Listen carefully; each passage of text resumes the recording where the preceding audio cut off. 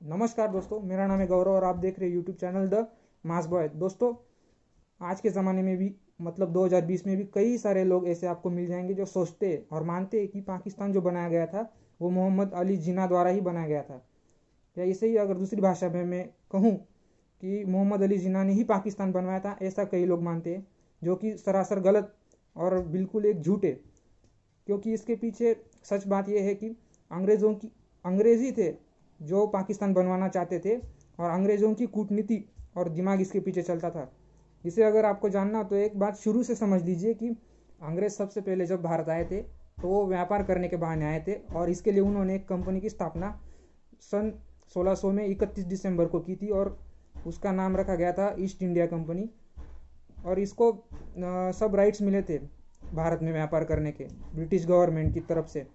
ये कंपनी सबसे पहले जब भारत आई तो वो गुजरात के रास्ते उन्होंने भारत में एंट्री ली थी। सूरत में सबसे पहले उनके कुछ अफसर ठहरे थे। वहाँ के नवाब से उन्होंने लाइसेंस मांगा, तो नवाब ने उनको व्यापार करने का लाइसेंस भी दे दिया था।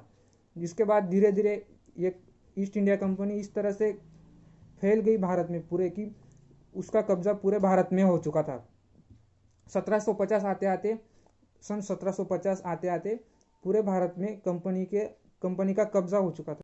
उसके बाद 1757 में जाकर एक महत्वपूर्ण लड़ाई हुई थी, जिसे कि हम इतिहास की किताबों में प्लासी का युद्ध कहते हैं। और हम जानते हैं कि इसमें ब्रिटिश ईस्ट इंडिया कंपनी के खिलाफ बंगाल के नवाब ने आक्रमण किया था या हमला किया था।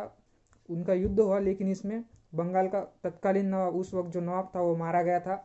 और इसी युद्ध के बाद कंपनी का शासन संपूर्ण देश पर लागू हो चुका था। इसी प्लासी के युद्ध के 100 सालों के बाद जो बगावत हुई थी भारत में, जिसे कि 1857 का विद्रोह या बगावत कहा जाता है, जो कि ब्रिटिश ईस्ट इंडिया कंपनी के खिलाफ हुआ था।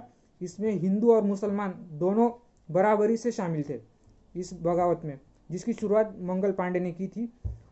तो अंग्रेज़ों को ऐसा लगने लगा था कि ऐसी एक दो बगावत अगर और होंगी तो हो सकता है कि कंपनी को भारत छोड़कर जाना पड़ सकता है। इसी 1857 की क्रांति के बाद ही ये निर्णय लिया गया था कि कंपनी की सत्ता ख़त्म की जाए और सारा शासन जो है वो ब्रिटिश क्राउन चलाए। तो इसी के तहत कंपनी की सत्ता अब 1857 के बाद चली गई थी ब्रिटिश क्राउन के हाथों में। इसी 1857 की लड़ाई के बाद या जो विद्रोह हुआ था, क्रांति हुई थी, इसी के बाद अंग्रेज़ों ने एक नीति अपनाई थी, जिसके तहत उन्होंने हिंदू और मुसलमानों को लड़ाना शुरू कर दिया था। उनके बीच में भेद भेद की नीति अंग्रेज़ों ने अपनाई थी 1857 के बाद। इसके पहले आपको कहीं पे ही नज़र नहीं आएगा, क्योंकि अंग्रेज़ों के खिलाफ हिंदू मुसलमान एक होकर लड़ रहे थे। 1857 के बाद ये सारा चित्र बदल गया और हिंदू मुसलमानों के बीच झगड़े लगवाना अंग्रेज़ों ने शुरू करवा दिया था। इसी डिवाइड एंड रूल की नीति को अपनाते हुए लॉर्ड कर्जन ने सन 1905 में बंगाल का डिवीज़न करवा दिया था। बंगाल का डिवीज़न उसने इस तरह से किया था कि ईस्टर्न बंगाल जो है वो मुस्लिम मेजॉरिटी को दिया जाए और वेस्टर्न बंगाल जो है वो हिंदुओं के लिए छोड़ा जाए। तो यही डिवाइड एंड रूल की जो नीति थी, हिंदू मुसलमानों को लड़वाना, उनमें भेद निर्माण करना, ये जो शुरू हुई थी 1857 की क्रांति के बाद, इसी को कंटिन्यू अंग्रेज़ों ने किया था। और यही डिवाइड एंड रूल की जो नीति थी अंग्रेज़ों की, इसको अंग्रेज़ों ने सबसे पहले तो 1905 में अप्लाई किया था लॉर्ड कर्जन द्वारा, जिसमें कि उन्होंने बंगाल का डिवीज़न करवा दिया था। और उसके खिलाफ हमारे कई सारे क्रांतिकारी सड़कों पर निकल आए थे उस समय। उस समय कुछ ऐसा भी हुआ था कि अंग्रेजी सामानों का बहिष्कार किया गया था, जगह जगह पर आंदोलन हुए थे, बहुत सारे क्रांतिकारियों को जेल में अंग्रेज़ों ने बंद करवा दिया था। सो ये सब हुआ था, लेकिन समझने की बात यह है कि जो हिंदू मुसलमानों का झगड़ा और डिवाइड एंड रूल की जो नीति थी, वो अंग्रेज़ों ने कंटिन्यू की थी। इसी डिवाइड एंड रूल की जो नीति है, इसी को आगे रखते हुए अंग्रेज़ों ने मुस्लिम लीग का जब निर्माण हुआ था, मुस्लिम लीग जब बनाई गई थी, तो उसमें भरपूर सहयोग और सहकार्य किया था अंग्रेज़ों ने। और इसी के तहत अभी अगर अंग्रेज़ सीधा भारत से पाकिस्तान अलग कर देते तो वो तो चलने वाला था नहीं, क्योंकि हमारे कई सारे क्रांतिकारी फिर इकट्ठा होकर अंग्रेज़ों के खिलाफ सड़कों पर उतर आते। तो इसके लिए अंग्रेज़ों को एक मोहरा चाहिए था, एक प्यादा चाहिए था शतरंज की तरह, जिसको उन्होंने आगे किया, जिसको हवा दी, वो था मोहम्मद अली जिन्ना। और मोहम्मद अली जिन्ना जब शुरू में जब उसका पॉलिटिकल करियर शुरू हुआ था तब वो एक सेक्युलर नेता था, लेकिन जब से लीग बनी थी तभी से अंग्रेजों ने जिन्ना को एक बतौर एक मुस्लिम लीडर प्रोजेक्ट करना शुरू कर दिया था देश भर में। और उसके बाद जाकर जब जिन्ना को सत्ता का और पैसे का भी लालच दिया गया, जैसे कि प्राइम मिनिस्टर पद का लालच जब मिला, तो उसके बाद जिन्ना ने अलग देश की मांग रखना शुरू कर दिया था। टू नेशन थ्योरी 1947 तक आते आते बहुत ज़्यादा मतलब जोर पकड़ गई थी, और इसी का फ़ायदा मोहम्मद अली जिन्ना को भी हुआ और वो एक अलग देश तैयार करने में कामयाब हुआ। लेकिन इस सब के पीछे जो रणनीति थी और जो दिमाग था, कूटनीति थी, जो जिसका दिमाग इसके पीछे था वो थे अंग्रेज़ों ने ही तो मोहम्मद अली जिन्ना को बड़ा किया, उसको हवा दी, उसको आगे किया, वरना पाकिस्तान कभी बन नहीं पाता था।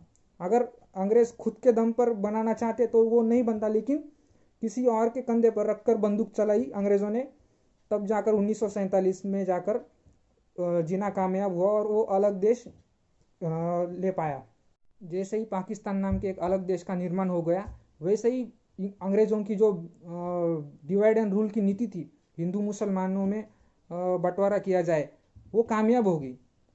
मोहम्मद अली जिन्ना के कारण अंग्रेज़ कामयाब हो गए थे और वो जाते जाते पाकिस्तान नाम का देश बनवा गए, और जो कि एक सिरदर्द बनकर रह गया। ना कि पाकिस्तान डेवलप हो पाया, ना कुछ कर पाया आज तक। हाँ, अब 70 से ज़्यादा साल गुजर गए, लेकिन वहाँ पर डेवलपमेंट नहीं हो पाई। बहुत बेसिक नीड्स है वो तक पूरी नहीं हो पाई वहाँ पर। तो ये हाल है पाकिस्तान का, लेकिन वो बन गया क्योंकि अंग्रेज़ों की कूटनीति कामयाब हो गई थी। अखंड भारत का जो आखिरी वाइसरॉय था, जो कि था लॉर्ड लुइस माउंटबेटन, उसको तो भेजा ही इसलिए गया था ताकि वो पाकिस्तान नाम का एक अलग देश बना सके, भारत का विभाजन कर सके। इसीलिए इसी एक काम को आगे रखते हुए उसको वाइसरॉय बनाया गया था। आखिरी वाइसरॉय लुइस माउंटबेटन ही था, और वो भी कामयाब हो गया क्योंकि पाकिस्तान बन गया। अभी अंग्रेज़ों की सोच इसके पीछे ऐसी थी कि पाकिस्तान बनाने के पीछे उनका ये मकसद था कि दो अलग देश अगर रहेंगे और वो भी बंटवारा करके मज़हब के आधार पर जब झगड़ा लगवाया जाएगा तो वो दोनों देश हमेशा झगड़ते रहने वाले। और इसी के चलते जब दो देश झगड़ते हैं, जब दो राष्ट्र झगड़ते, तो उससे तरक्की रुक जाती है। जाते जाते पाकिस्तान बनाना, इसके पीछे अंग्रेज़ों की सोच ऐसी थी कि अंग्रेज़ों के चले जाने के बाद भी इंडियन सब कॉन्टिनेंट में कभी शांति नहीं आ पाए। यहाँ पर हमेशा झगड़े चलते रहे, युद्ध की परिस्थिति बनी रहे। इसीलिए अंग्रेज़ों ने पाकिस्तान का निर्माण किया और वो कामयाब भी हुए उसमें। और आज हम देख रहे हैं कि इंडियन सब कॉन्टिनेंट में हमेशा मतलब जम्मू कश्मीर का मुद्दा उठाकर कुछ ना कुछ चलता ही रहता है। भारत और पाकिस्तान के बीच झगड़ा चलता ही रहता है, जिसमें कि मज़हब भी एक बहुत बड़ा फैक्टर है, जो कि अंग्रेज़ों ने शुरुआत की थी जिसकी।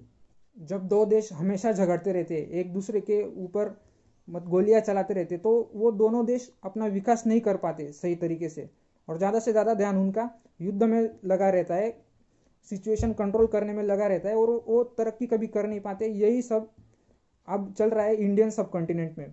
भारत और पाकिस्तान दोनों देश झगड़ रहे हैं, और ये झगड़े की नींव, इसकी जो शुरुआत हुई थी वो अंग्रेज़ों के द्वारा हुई थी, और आज भी हम उसका रिजल्ट देख रहे हैं कि ये दोनों देश मतलब भारत और पाकिस्तान झगड़े से पीछे नहीं हट रहे।